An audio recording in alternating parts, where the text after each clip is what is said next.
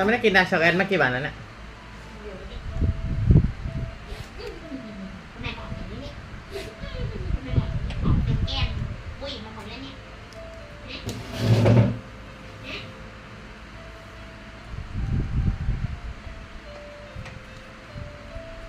ปิดเตะ กินตรงไหน ตรงกลาง อ๋อมันหมดเองนี่แต่อันนี้มันไม่หมดนะ มันก็หมุนไปเรื่อยแต่อันกลางมันต้องให้เปสูงกันใช่ไหม อันนี้มันติดปะ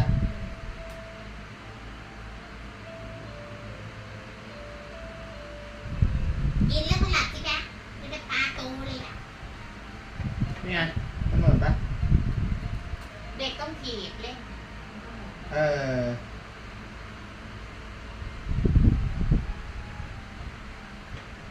เดี๋ยวเรียก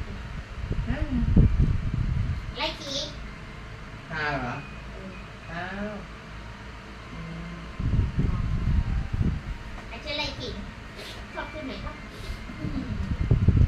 ปูทิ้งอีกแล้วปูทิ้งอีกแล้วเว้ยโดนปูทิ้งอีกแล้วปูทิ้งอีกแล้วปูทิ้งอีกแล้ว กินข้าวกันทุกคน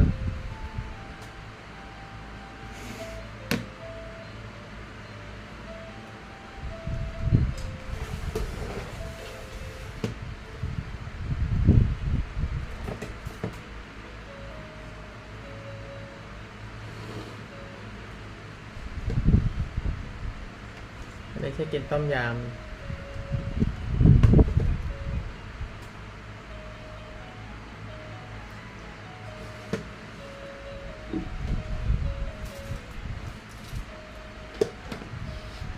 ส่วนใหญ่เน้นผัก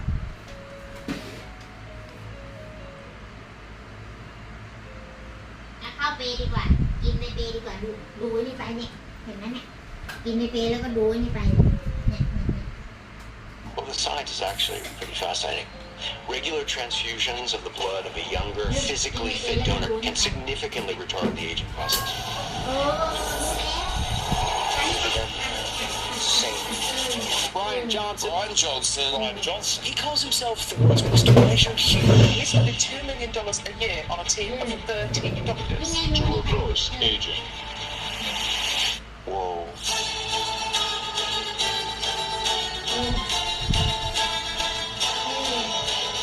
They called out the bomb squad. They brought the dog. Wow.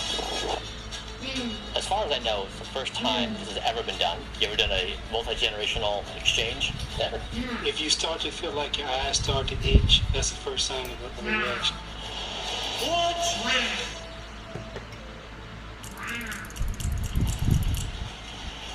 Good morning.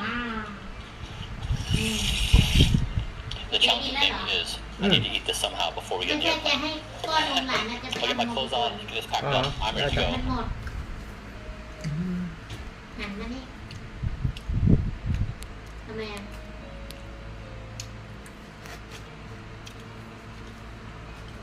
เดี๋ยวมันหมดเดี๋ยวมันก็หลับนะ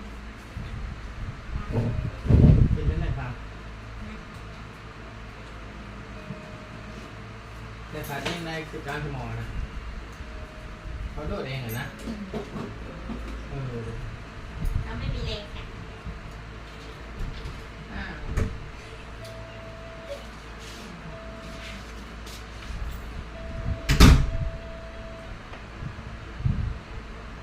ได้ปะได้ไหมนี่น้ำนี่แค่นั้นเอง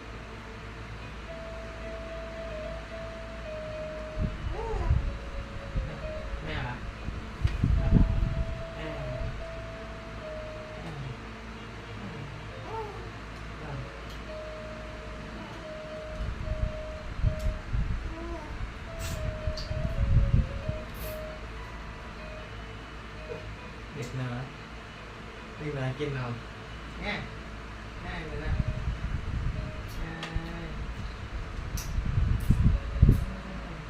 กินนมกินนม อืม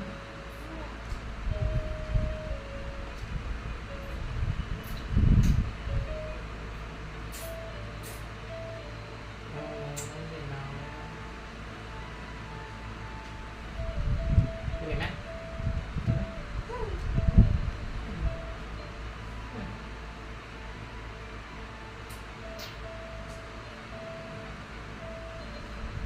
พอแล้วพอแล้วเห็นมาก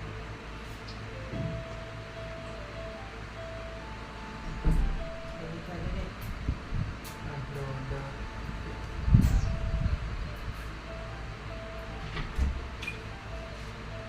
ยัง ไม่ชอบกินนมชอบกินนมพอกินมาดู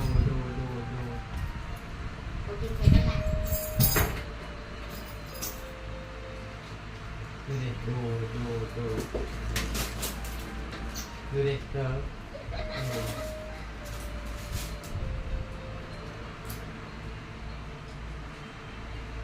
เดี๋ยวแกล้งเขาบอก นะป้านี่ไง อยู่กับเชียร์เหรอคะอยู่กับเชียร์เหรอคะ กินนม อ๋อเขาจับมันนี่แล้วเชียร์ ฮะ นี่ เขาจับไว้ยังไม่ทันกินเลยสวัสดีครับทุกคน จับของเล่นเหรอจ๊ะโอ้ชอบเลยแก เอ้ย ชอบ เมื่อกี้ตาลให้ป้อนนมให้เด็ก ชอบเหรอคะ เด็กน้อย ชอบเหรอคะชอบเหรอ กินข้าวกันเมนูวันนี้ จะทำต้มยำปลา ชอบเหรอคะชอบเหรอคะอืม แล้วก็มีถั่ว ง่า เมนูเดิมถั่ว ง่า องุ่น หลับปุ้ยเลยนะนอนละนะนะอืม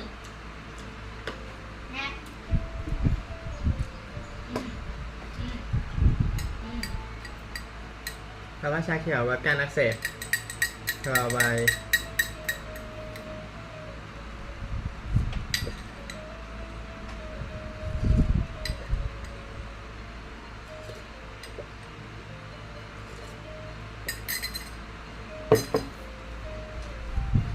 เดี๋ยวใช่มากันนะช้ามาละ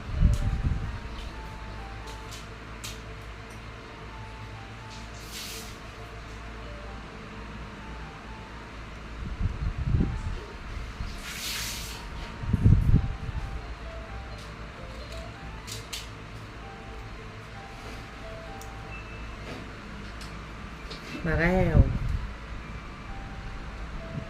We on time? So packing really light today, 24-hour trip, so just the หลับ essentials. หรือยังไง And this, I'll show this to my dad. Say, hey dad, you're gonna get this tomorrow in your plasma. หลับมือแค่ At Blueprint, we have evaluated hundreds of longevity therapies, and I thought it would be pretty epic if my son, my father, and I completed the world's first multi-generational plasma exchange. Plasma is a part of our blood, so when we get our blood drawn and we see a bunch of red stuff, a part of that is the plasma, which can be separated from it. And it started with this really wild experiment where two mice were actually sewn together to share the same circulatory system. It was an old mouse and a young mouse. The results showed that the old mouse got younger. เล่น The proposal is not that my father and I get sewn together. เล่น The proposal is that I donate my younger plasma to my father. It's possible that this will help him in a variety of ways. There have been several human trials since the mouse study, but young plasma is still an experimental invasive therapy. Even though we completed a battery of baseline measurements on him, there's some level of risk here. And we're leaving at 10:30.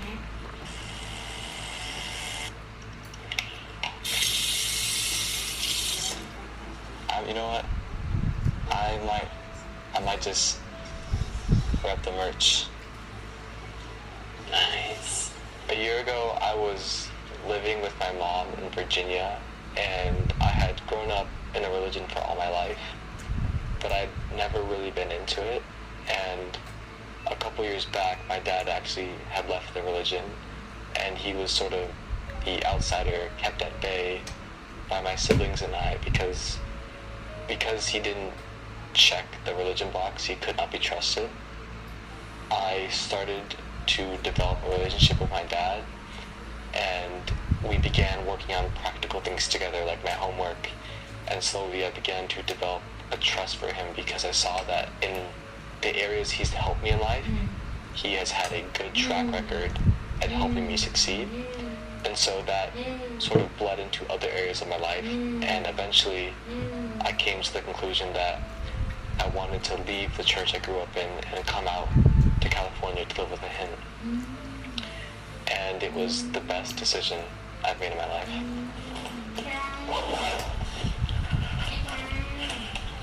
Hey, Talmadge. There's a delay. Hey, Talmadge. Well, so I was updating my algorithm of the number of cameras on you. So it seems like you're doing really well. Thanks, so. I've been so proud of Talmadge because he has not been on camera at all. And Talmadge is learning extraordinarily fast. มันใส่แล้วมันจะต้ม We ยำ are ได้ on ยังไง ก็อ time. ร่อยนะ มันต้องใส่มะนาว อร่อยแล้วเธอ Nutter butters, little snack size, and then cookie size Oreos. And you know what? With this option set, we will choose nutty. เหมือนต้มยำอ่ะ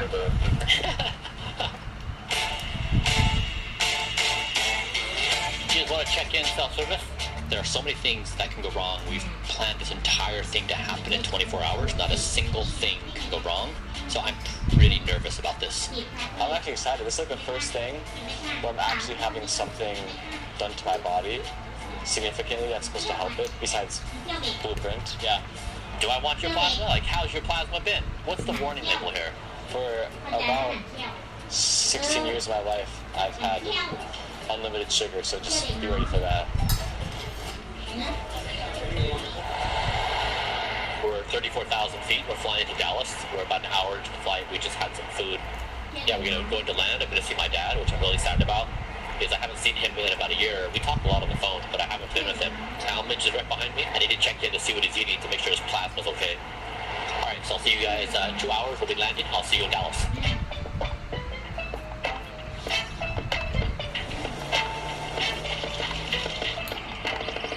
We just arrived in Dallas, waiting to find out where our baggage claim is going to be. Don't know if the bags made it through. The plasma did. We smuggled it inside of each of us, so that was good. I'll drive.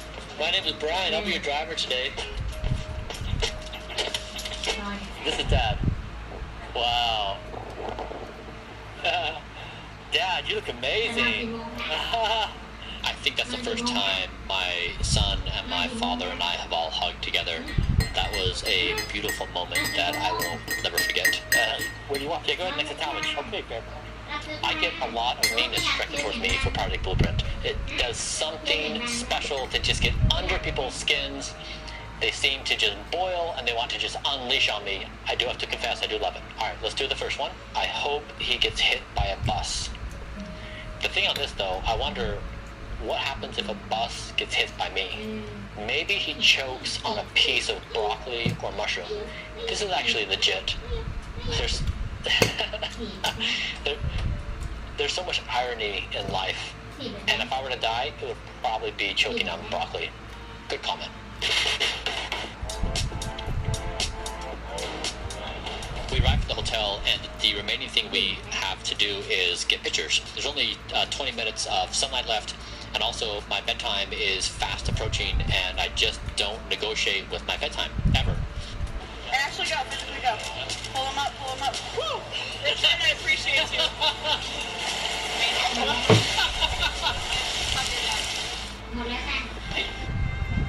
Cool, you look great. พอแล้วค่ะ Dad, you want to take center? หมดแล้ว If you ค่ะ had to summarize, what would you say? You can think about this as things an individual can do to be healthy and well. We typically think about it as an individual doing something, but rarely this intimate of a setting where you're exchanging biofluids in a way that's meaningfully going to impact your body. I feel like today that pool experience was like any complications, Some the bad, sugar, everything that was sand, like everything that went with it. มี It เห็ด was มี just ผัก like the culmination of all those factors that made it one of those experiences that were like ไม่ใช่ว่า Shit, that was awesome. Yeah. ก็ใส่ขมิ้นชันไปด้วยนะ His greatest Okay. project is เรียน everything. ขมิ้นชันกับ Restoring ชา everything. เขียวช่วยลด And การอักเสบ a son that adopts that, and then me being able to participate. Yeah, that's kind of where my mind is. Like I guess the experience itself, I have no idea what's gonna happen. I'm excited. I'm just grateful that we're connected as a family. We're ready for the next day. I also feel equal anxiety for tomorrow because tomorrow is going to be difficult in a different way. We don't know how Talmadge and my dad are going to respond. We don't know if the exchanges are going to go over well. We don't know if there's going to be complications and unforeseen side effects. So I'm equally relieved and equally anxious about tomorrow. Pound it. Yeah. Noggin. That's good enough. See ya.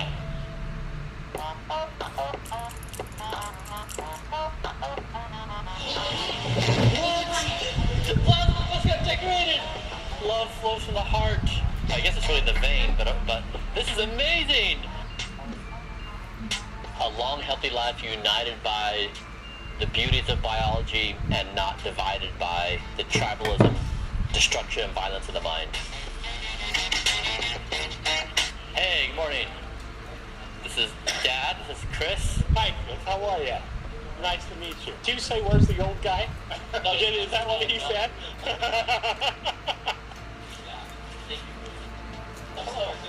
Hey, you ever done a multi-generational exchange? Never. So, Father Johnson, how are you feeling today? Absolutely spectacular. Did you eat a good breakfast? No, he didn't feed me. He's over there eating the blueprint, and he gives me a muffin.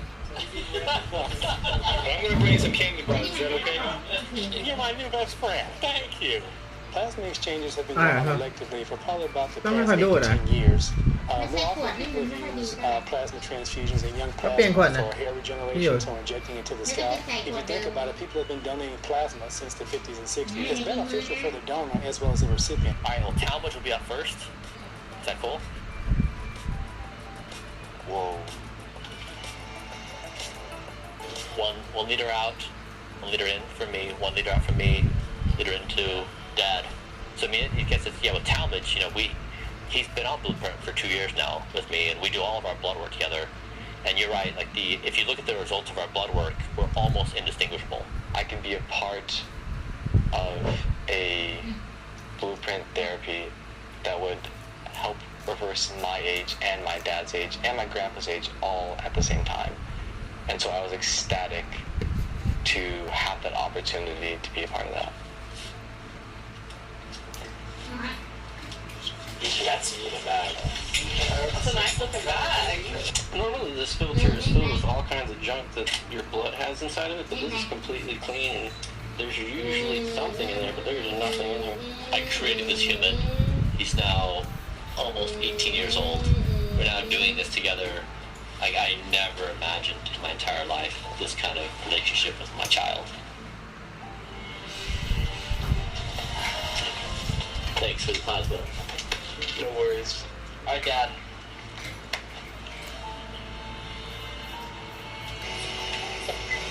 Get out of here. Let's give you a hug. Go out of there. I don't want to ruin your needle. And there are parallels in my childhood and also Talmadge's childhood. My parents divorced when I was 3 years old. My father was understood as this ostracized, outcast person. He didn't help himself with some of the struggles he had in his life, where as a child and I'm trying to process who my dad is and what he's doing, and you know, and this is not a judgment on my father. He's had his own life journey. That's fine. Ironically, I lived a similar version with my children. You know, Brian has been a magnificent kid through the problems that I had. He was always the one that would reach out. But, you know, there's still that hurt. And so Brian now went through where he faced physical symptoms, everything, in his reconciliation. And he had to pull himself apart. And so as he's gone through that process, then he's been able to look at me and say, I get it. You know, it was not an act of cruelty, misjudgment. judgment, lack of character. And so that has resulted in what I see as this kind of unification, where we get each other, สวัสดีครับ We're talking church stuff. Hi. Oh, all right. Hello everyone. Nice to meet you.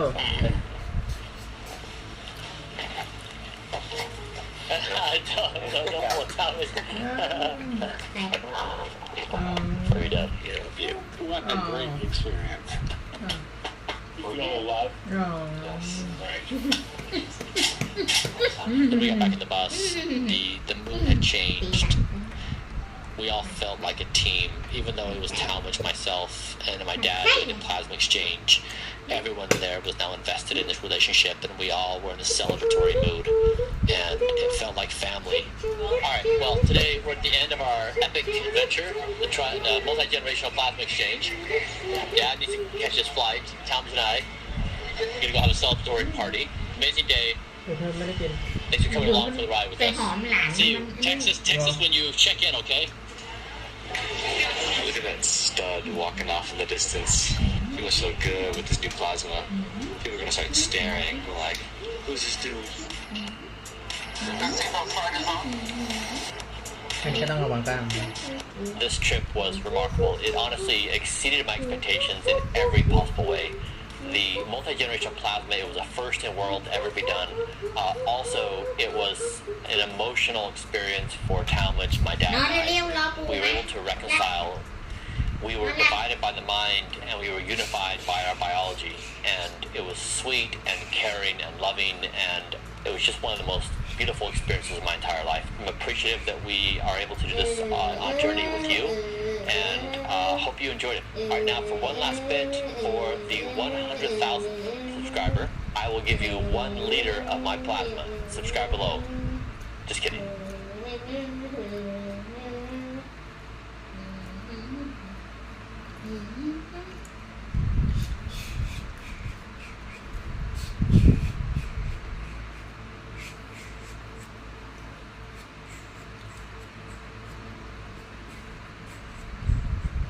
ที่กำลังศึกษา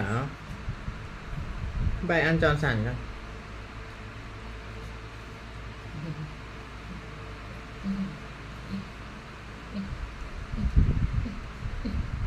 ไหนนะซีโร่วิซึมอยู่ไหนนะ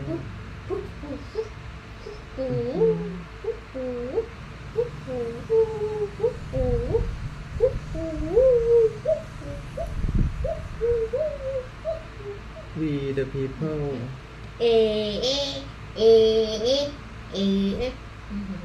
don't die for audio อะไรอ่ะ This question. The ambitious part of me wanted to make it something epic that might be read or listened to hundreds of years from now. The part of me who seeks this is Don't Die by Zero, written by Brian Johnson, narrated by Kaleo Griffith. May we have the courage to believe that now is the very beginning. Introduction. In the beginning of one of my favorite novels, Zen and the Art of Motorcycle Maintenance by Robert Pirsig, the narrator and his friend are set up as direct contrasts. The friend has a new fancy motorcycle and does not care to learn how to repair it. The narrator has a vintage motorbike and finds joy and utility in the process of learning how to keep it in top shape, to make it last as long as possible. Around my early 30s, my body and mind were beginning to feel vintage. There really is no kinder word. I needed repairs that I had never learned how to do. Then things grew dire. Everything about me was at stake. My very life was at stake. Instead of giving in to my own demise, I decided to go toe-to-toe with the fates. David versus Goliath. Brian Johnson versus time. The war began a few years ago at the exact moment I took stock of my health and realized that a decade of chronic depression and poor cognitive control during childhood and early adulthood had yielded permanent effects on every measure of my health and well-being. Every single one of my cells was worn down. At first, Most doctors told me that this breakdown was inevitable. Age, they said with a shrug. A one-way battle, they said. No turning back. My motorcycle was broken beyond repair. My body was broken beyond repair. I wondered why that was the case. Is it a biological limit? A physical limit? A resource constraint? One of my cells was worn down. At first, most doctors told me that this breakdown was inevitable. Age, they said with a shrug. A one-way battle, they said. No turning back. My motorcycle was broken beyond repair. My body was broken beyond repair. I wondered why that was the case. Is it a biological limit? A physical limit?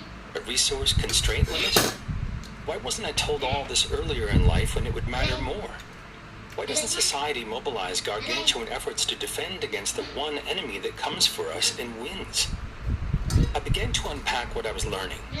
What assumptions were stacked together in these doctors' claims? Would each claim hold up to scrutiny? Would they always, despite the latest or looming medical advances? Could I somehow undo all those years I lost to depression? If not, why not? The Mexican salamander, the axolotl, can regenerate. The tiny immortal jellyfish, T. nutricula, can regenerate.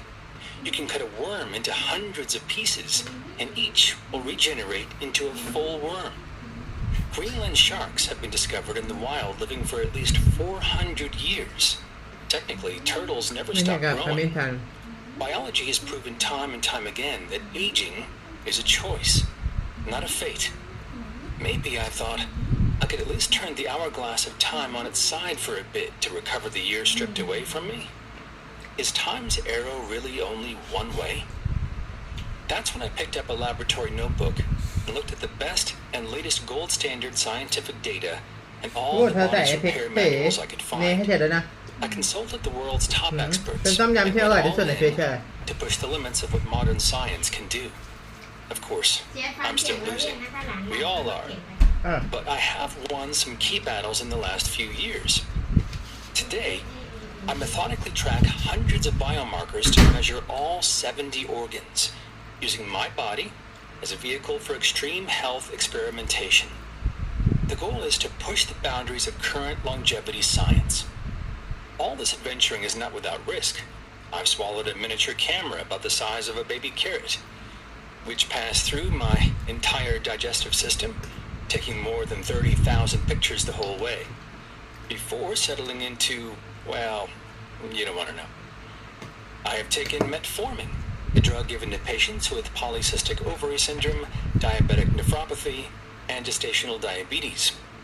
Metformin is not your grandma's soup. I've also taken rapamycin, a drug given to suppress the immune system for people receiving organ transplants.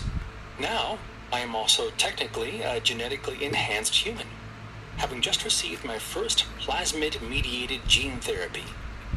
Perhaps this adventure sounds like it might be fun. I promise, it's not. Not at first, but it is the ultimate gameplay. What's less fun is the unthinkable return to my former self, to the version of me in my youth in a state of constant ignorance about how my body, like Persig's motorcycles, worked. I pity that version of Brian, being tossed to and fro by women fancy and terrible cognitive choices. Change is hard. Being miserable is harder. The adventure is what I now call Blueprint. Blueprint follows data, not intuition. It is guided by science, not folk tales. If you peek behind the curtain on many of life's assumption stacks, we see that even the most basic questions are due for a modern scientific reassessment. Consider even the simplest of medical queries, such as, how much water should one really drink in a day? Folk wisdom says 8 cups a day. But is that right for everyone? How much is too much? Or consider sleep. What is sleep good for? And how do I get more of it? When is the optimal time to eat for sleep? What does the heart need to pump optimally and possibly forever? Or other basic questions. Can you reverse gum and dental decay? What about germline cells? Do sperm and eggs really accumulate mutations over time? The Blueprint team is made up of scientists, doctors, and researchers. All have an explorer's mindset. Had they been born in the 1800s, they would be tinkering with electricity or searching for gold in the California hills. If they had lived in the 1500s, they would have started the Renaissance. If they had existed during the Ice Age, they would be the ones crossing continents on land bridges, felling woolly mammoths with cunning stratagems, and inventing languages. They are always moving towards something better. Some people are born into this world and never once question their narrative. To them, the world is not a casual nest of discoverable principles. It just is. However, the mindset of an explorer is altogether different. A wondrous thing. It wants, it craves. It is never satisfied until it encounters something different and never before seen. Within this audiobook, I hope you will join me as an explorer in discovering new frontiers of being human. When I thought about how to write this book, I knew that it couldn't just be the diet and health side of Blueprint. It had to be a plan for the future of humanity. Blueprint is more than a health revolution. It is more than a science or data revolution. It is a revolution of thought, of action, of actions not taken. As grandiose as that sounds, I admit to being paralyzed by optionality. Should I, in these pages, call a kind of constitutional convention to rewrite the tenets of how a body is governed? Should it be a big think book with sweeping generalizations about the nature and sources of human society and conflict? Should it focus on the cognitive biases that riddle the human mind and hide like a time bomb in the psychology or self-help section? After all, people love that stuff, don't they? Many voices in my head debated this question. The ambitious part of me wanted to make it something epic that might be read or listened to hundreds of years from now. The part of me who sees society as nested systems built atop systems in a constant feedback loop wanted to write a kind of coding manual on how to rewrite the operating system of our relationship to ourselves, AI, and to automation. My self-critical voice wondered why anybody who didn't know me would care to read any of that. The rural, peaceful side of me just wanted to relax and enjoy the finitude of life, surrounded by my loving and wonderful children. With these conflicting voices swirling around in my head, I decided to do the most natural thing I could think of. I gave a voice to each of the voices, like a cast of characters in a play. Scribe, gameplay, model builder, self-critical, dark humor, seeks authority, and some surprise guests along the way. They each play a role, a part. We contain multitudes after all. The journey has only just begun. Like all explorers who have come before me, I hope the pages of this book can provide a path forward for those who travel next. I encourage my readers and listeners to share their thoughts about Don't Die with me at don'tdie@brianjohnson.com. While I may not be able to reply to everyone, I read every message I receive. Your thoughtful insights and criticisms are always valued. This is not a journey into the unknown. This is a journey to prevent the unknown from being all that's left. Thank you, reader and listener, for joining me on this adventure. Brian Johnson, sometime in the early 21st century. Part 1. Morning. If you want to build a ship, don't drum up the men to gather wood, divide the work, and give orders. Instead, teach them to yearn for the vast and endless sea. Antoine de Saint-Exupéry. Men wanted for hazardous journey, small wages, bitter cold, long months of complete darkness, constant danger, safe return, doubtful, honor and recognition in case of success, earnest childhood. What else was left to do? Growing up, I couldn't see what was left to explore. By 1977, Neil Armstrong had already walked on the moon. Albert Einstein had already made time relative to an observer. Isaac Newton had described the laws of motion. Edmund Hillary had made it to the top of Everest. And James Madison had already written the operating system of democracy as we know it. What else was left to do? What I didn't realize then, but do now, is that humanity is at an unprecedented inflection point. With the increasing speeds of technological advance, dare we imagine 2499 AD? Or even better, 10,354 AD? 8,000 years from now? Wouldn't that be fun? What wonders about ourselves and the universe will we know then? From that vantage, is it possible that they will see today and say, wow, they didn't know anything? Will people from then look back on us as we do upon cavemen? Is humanity in its infancy? There is still plenty to do. The knee of the curve of progress. But unfortunately, it looks like we've torn our ACL by letting our tools destroy, consume, and shape us. The very nature of the future and our existence is in question. Coincidentally, luckily, we are about to enter a technological age where we can reprogram all the basic building blocks of both our environments and ourselves. But before I get into that, I should introduce myself. I'm Scribe. Hi. I'm taking notes now because this is my last day on Earth, and hopefully these notes will be made into a future book, which you now perhaps hold, since I won't be here in 10 years' time to write one of those prefaces we see for many books. I want to do something a little different. To say right now what I expect to happen in the 10 years after publication of this book. Hopefully Don't Die changed things, otherwise why even bother writing it? Here is my hope for this book, as clearly as I can state it. I hope that these notes have been taken up as an actionable plan for humanity to brave its unknown and precarious future, and they become an archive and explanation for the origin of the ideas that save the world. I've been consumed every day for the last many years with the question of what our conscious existence will be like at different timescales into the future. Can I contemplate what my children or their children's children will see? In 1,000 years, where will our minds be? What will they concern themselves with? What about in 10,000 years? 1 million years? Can you even imagine? What if we are merely at the fetal stage of humanity's long and windy course through the known universe? What if we're still just single cells on a great roadmap of human progress? If so, then these centuries we know now and think are so important are but our mere infancy. We needed to invent the printing press, electricity, GPS, internet, AI, and all else just to break out of this infancy. As I write this, in the first quarter of the 21st century, the trend lines are clear. We are about to experience an evolutionary transition on a scale rarely seen.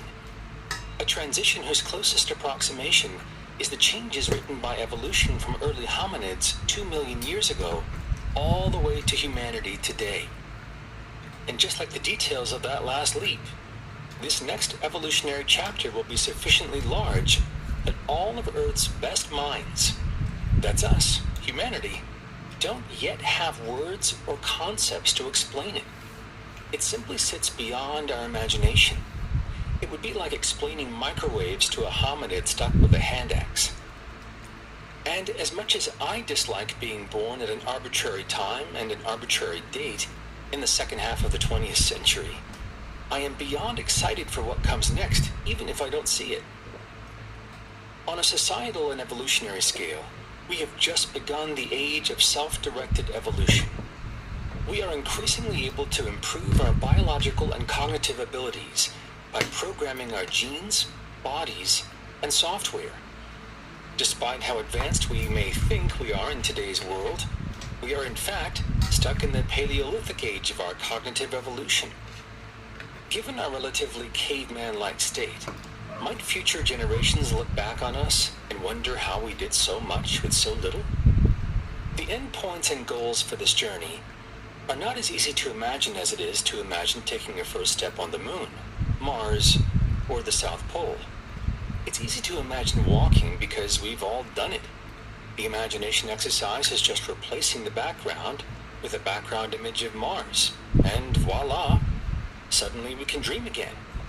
But other goals harder goals, such as the next version of being human, cannot be easily visualized because we, by definition, can't imagine them. And because we can't easily envision it, this means that it is hard to mobilize attention, awareness, and motivation. We can't JFK it with a moonshot. We can't Babe Ruth it by calling out the home run over the left field fence. We must use the brains that nature gave us, inefficiencies and all. Bodies too. I heard recently that an ancient genetic variant likely helped people retain heat and prevent frostbite by reducing their physical size. A genetic variant that was adaptable for the Ice Age, but is unfortunately still around and contributing to an uptick in modern arthritis. It is almost certain that similar genes and traits exist that control our cognition, adapted for hundreds of thousands of years ago, but not for today. We should be immensely grateful to our evolutionary past, but we must also recognize that we are tethered to it, at least for now. How do we move into the next stage of our evolution? How do we escape the cognitive Paleolithic? I believe the great explorers of our age and tomorrow's age will succeed when they close their eyes and set sail inward. Will our brains be utilized for rational thought and knowledge mastery in the future, or something entirely foreign to us today? We have Moore's law for computers, yielding staggering gains in computational power and speed. What laws and consequences will emerge for radical human improvement? Can we even identify them now?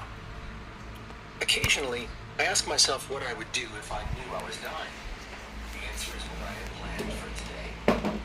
The answer is that I would convene the two. จะเอาไว้แขนไปฝั่งหนูก่อน Try to do something epic. แขนเล็กน้อย Will be a record of my final day on this earth. When I convene with those closest to me and ask them to finally formalize a plan. A real plan. Not just weekend plans. I'm talking about the plan for the future of the human species. I truly believe that the major cognitive revolution will solve the real challenges we face in our long-term future. Our species evolved before, and we can do it again. ทำไมอันนี้มันหลุดอ่ะ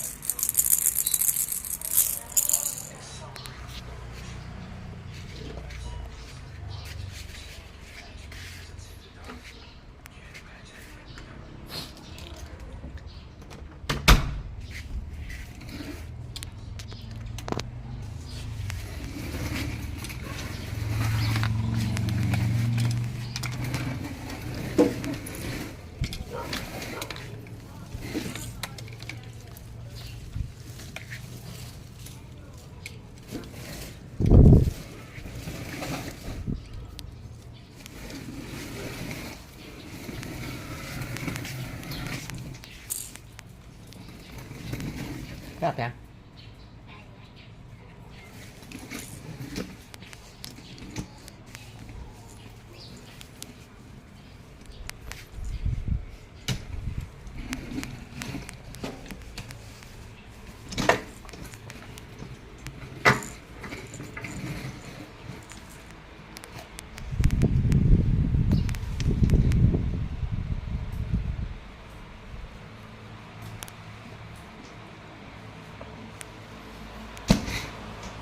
หมุนอันนี้ออกเลย อันไหน หมุนออกก่อน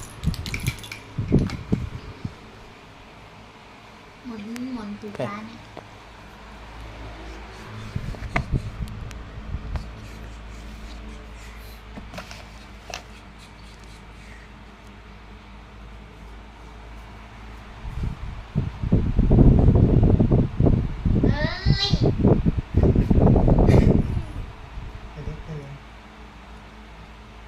หลานไม่หลับพอดี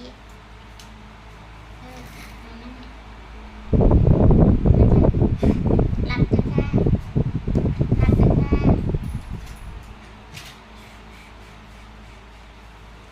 หมุนหัวไม่ดูเลย อันนี้ป่ะ เข้ามา อันไหน